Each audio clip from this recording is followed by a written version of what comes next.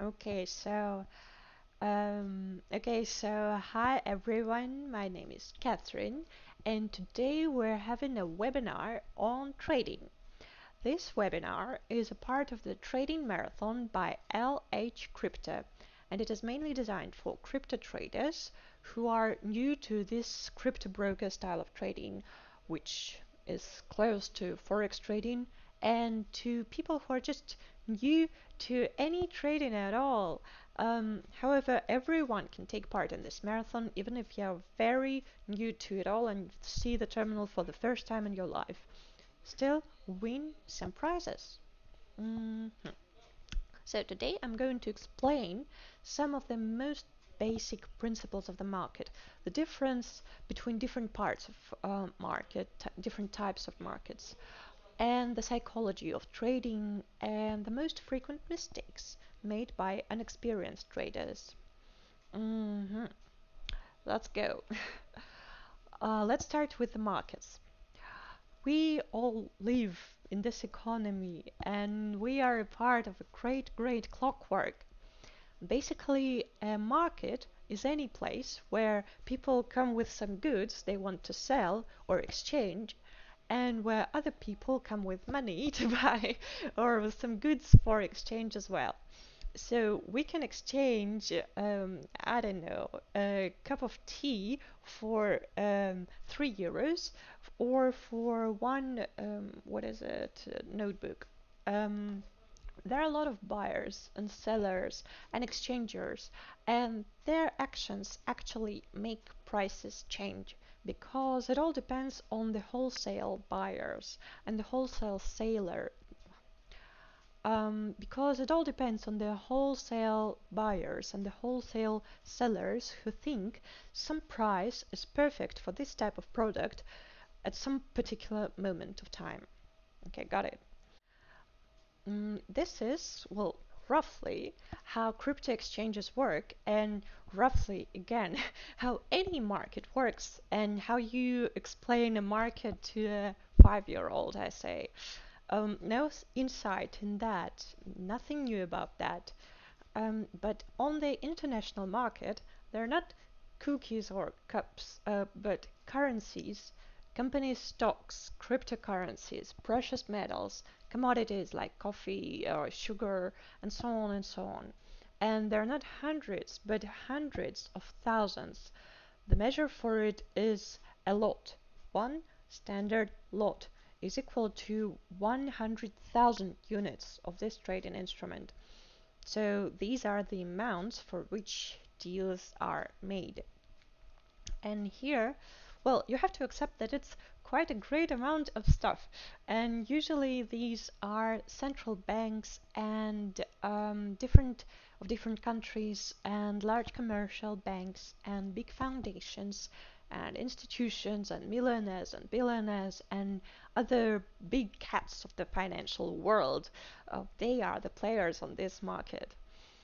And I can hear you asking, how is that even possible that retail traders can also take part in that? How can we, simple, humble people, come with our €100, €1,000, and still take part in this game?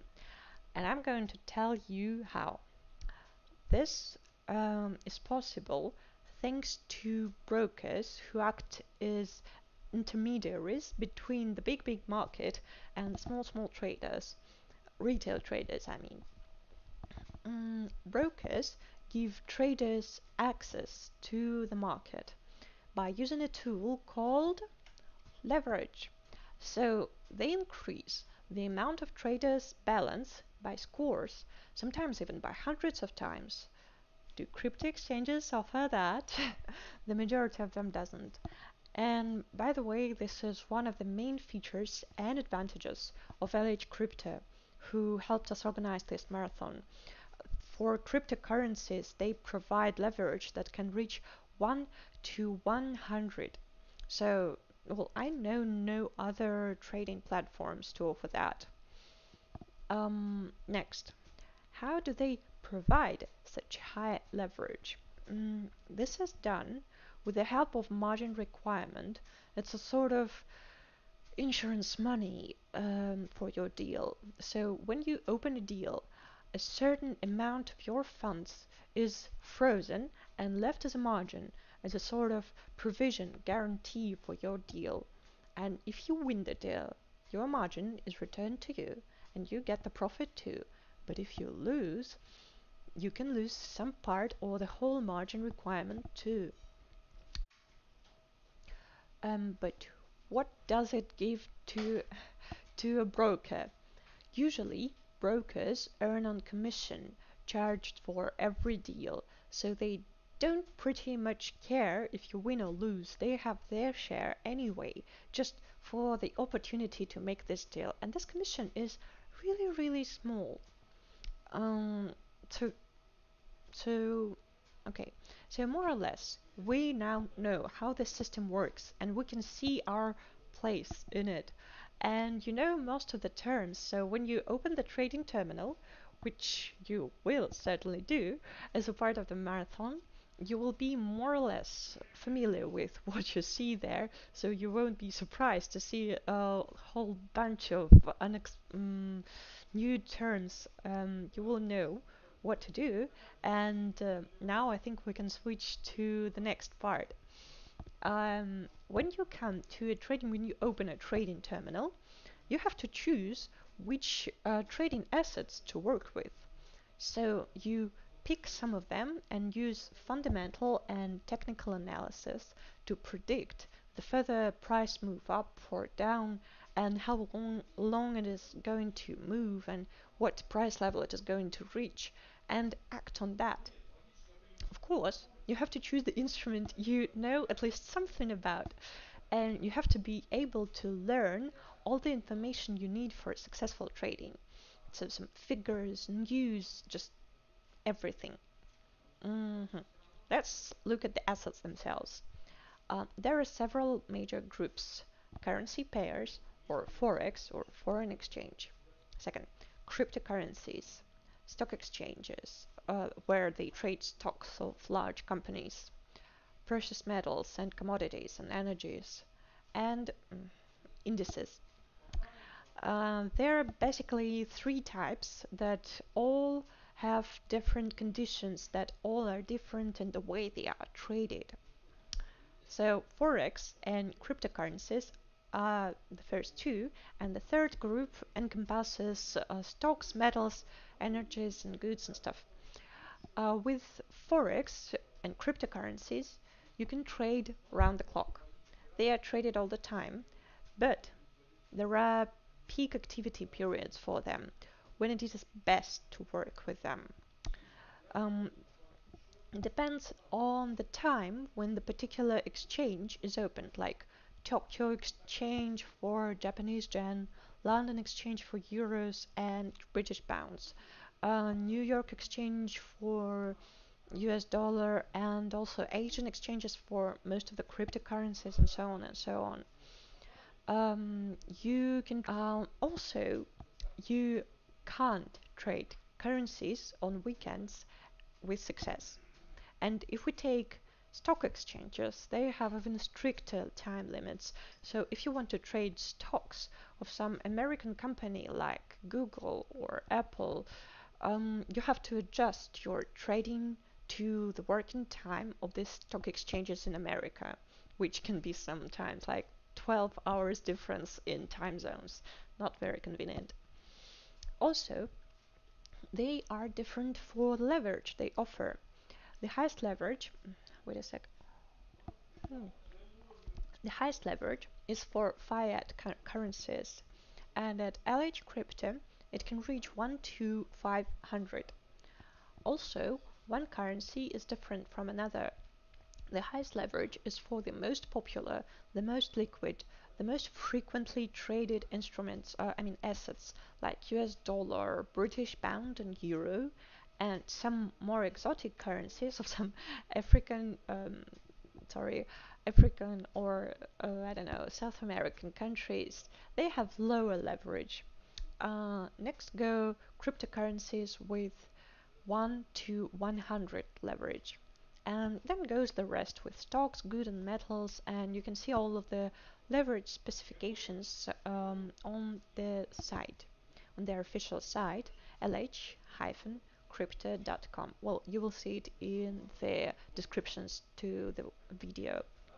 But one pleasant thing about the stocks is that they pay dividends. If you buy shares of some company, they have a dividends calendar, so you can get extra profit from these dividends, just as if you were holding their shares like a real shareholder. Yeah, this is great. I just appreciate it so much. And what is important about stocks and commodities is that you have some solid data, like financial reports of the company or the harvest figures of this year. You have the figures to rely on in your fundamental analysis. With fiat currencies that depend on the economies of countries, it can be more difficult. On the other hand, you need more information. So if you trade stocks, you have to take into consideration the figures, the official reports of this company, and the state of the economy of the country where this company is based. It's double work. I don't know. Some people choose that.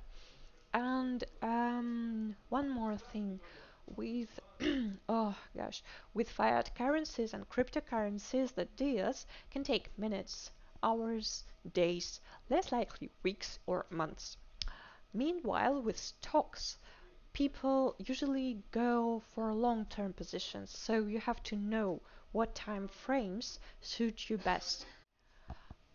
Let's imagine you're quite good at understanding the underlying mechanisms of some company or some country's economy, or you know what and how can affect a certain cryptocurrency. So you have chosen your preferred trading assets and started working with them. What do you need next? What do you need to start? Oops. Um, in my opinion, and this opinion is shared by um, many professionals in trading, the first and the most important thing you need is to train the way you think. It's usually called the psychology of trading, and there are lots and lots and lots, like thousands of articles, webinars, books on that.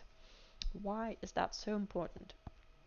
The thing is that you can know all the principles of fundamental and technical analysis in theory, see all the patterns and predict correctly, but you have to be able to apply this knowledge to make it real.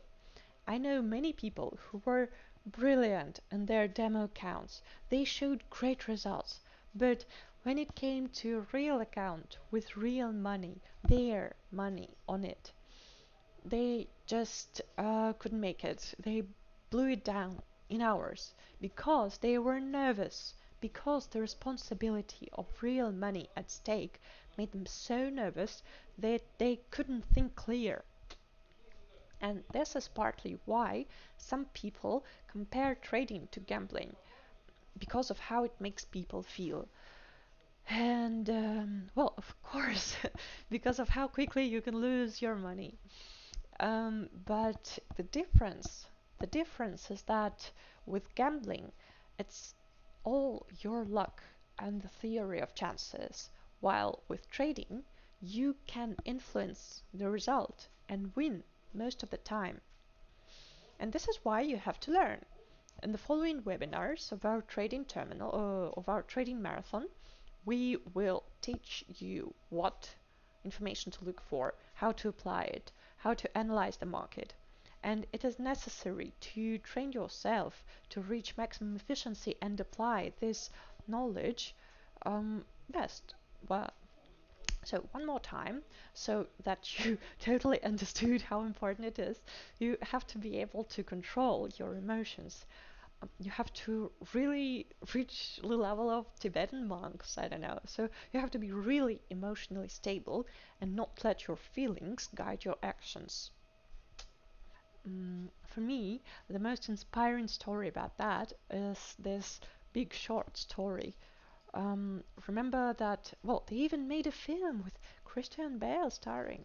And the story is about people who predicted the economical crisis of 2008 and went short.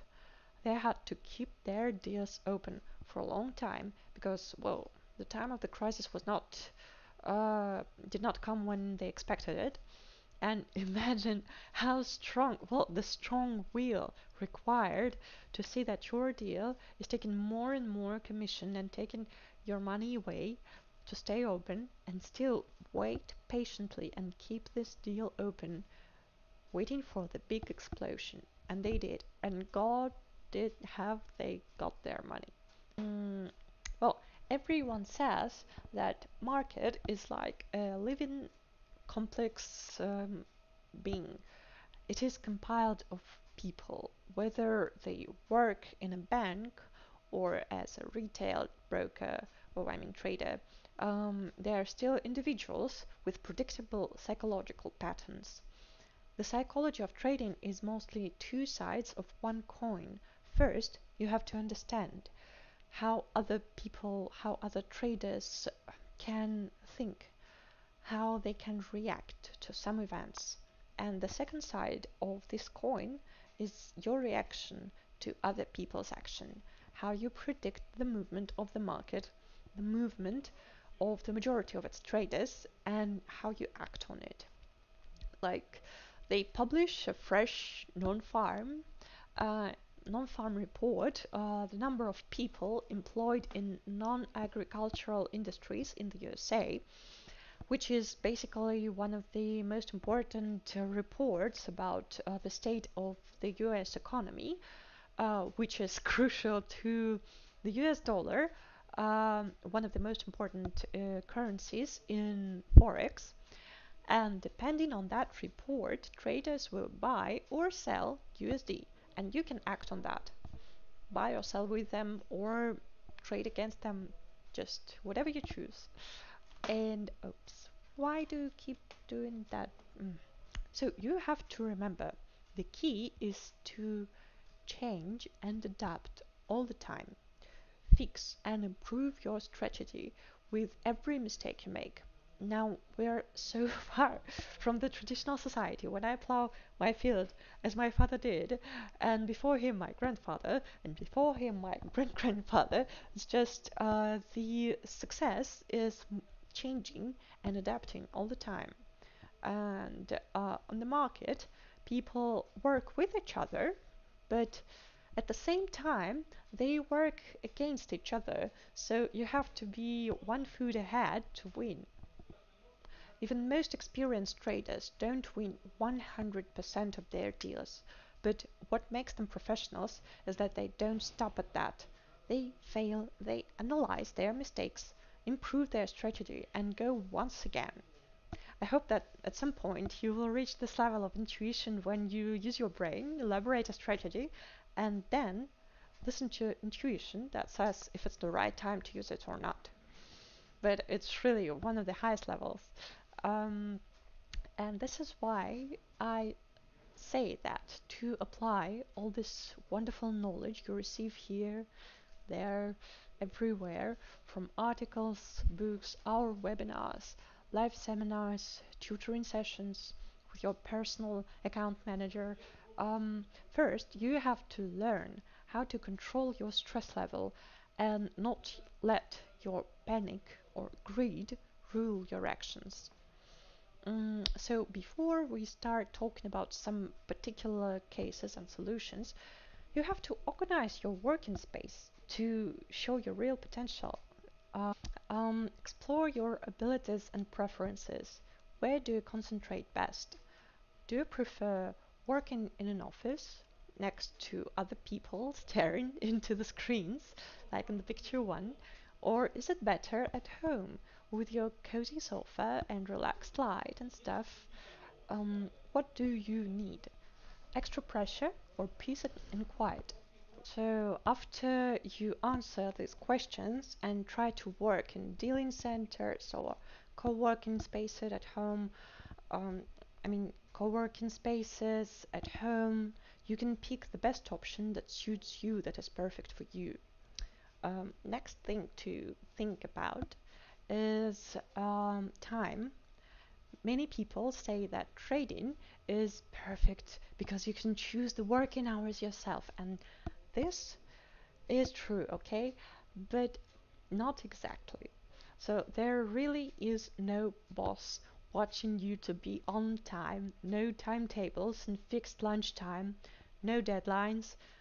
On the other hand, we have already mentioned that the market makes its biggest moves when the biggest exchangers are open.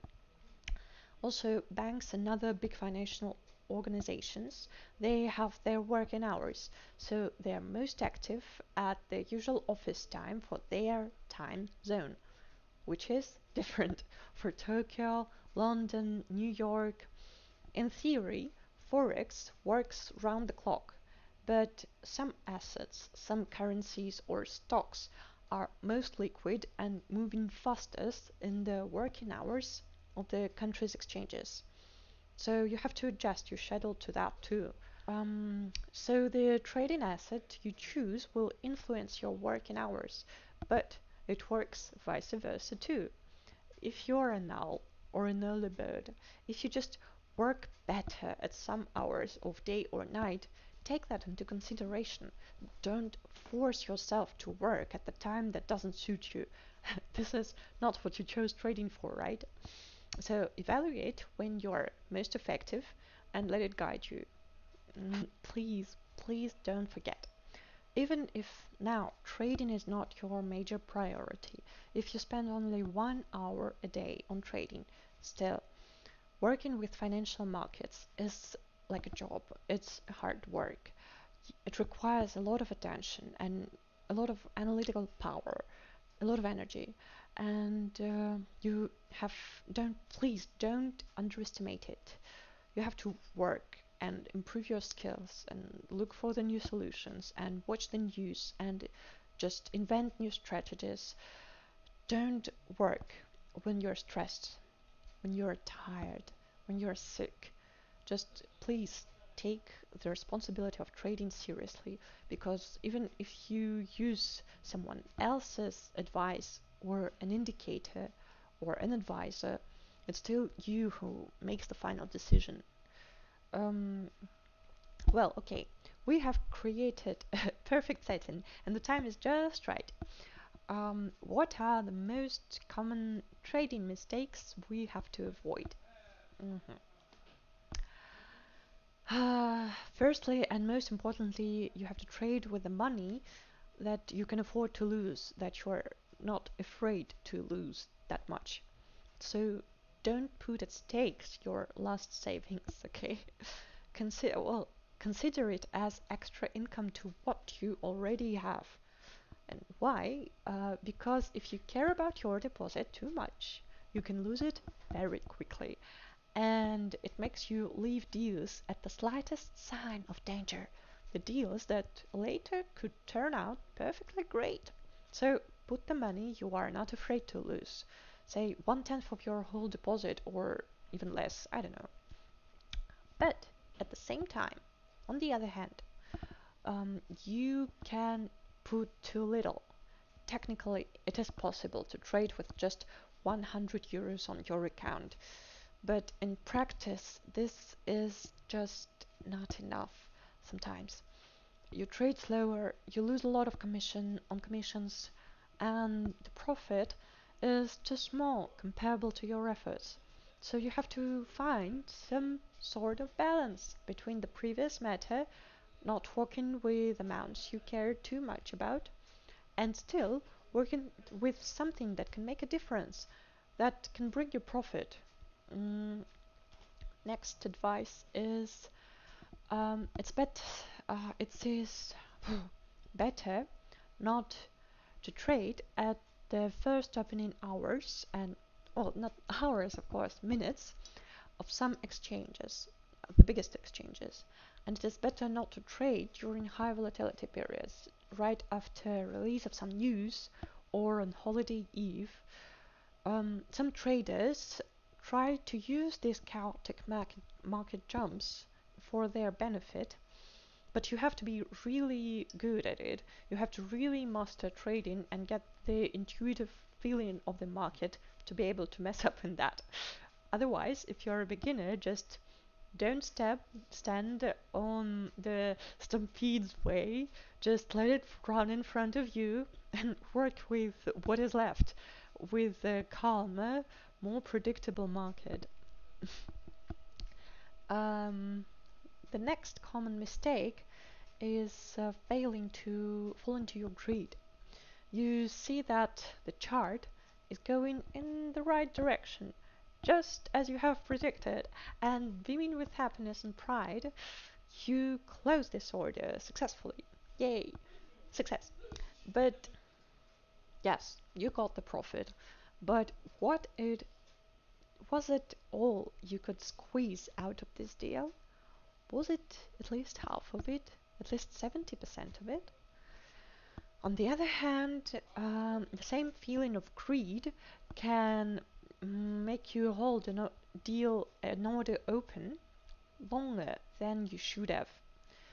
If you see the trend turning into the opposite direction, it may be a little drawdown or a new trend. Your task is to find which one it is, and fast. We will give you some useful tips on how to do that in our next webinars.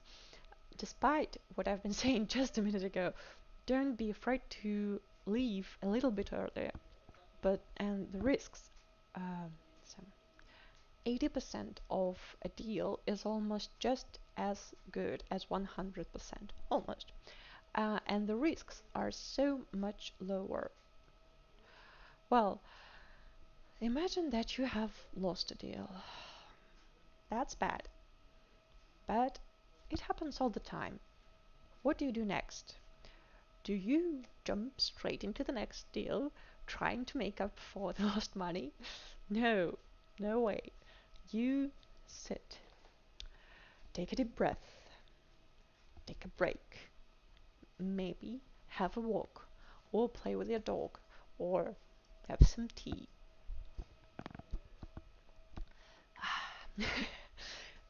Go back to the desk and see what was wrong. Where you were. Were you wrong there? Where was the mistake?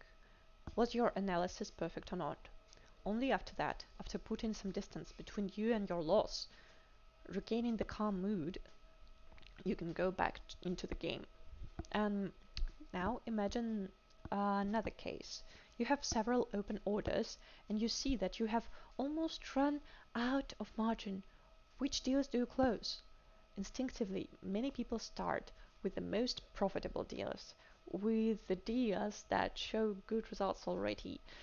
But they could show even better results if you just waited a little bit more. So what you need to do is to estimate the potential of each of your deals cold-mindedly, not blinded by profits. And waiting, well, and and one more thing to leave you with, well, it may sound a bit cynical, there is no lived happily ever after, especially on the market. Imagine you bought stocks and they're going upwards steadily. That's really great. Good job. You've bet on the right horse. Congratulations.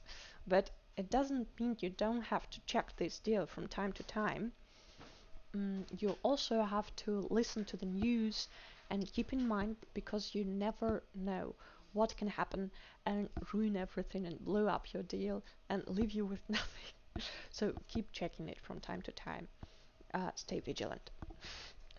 Well, this is just the tip of the iceberg, and it can take us hours and days and weeks to learn more about trading, and that would still not enough.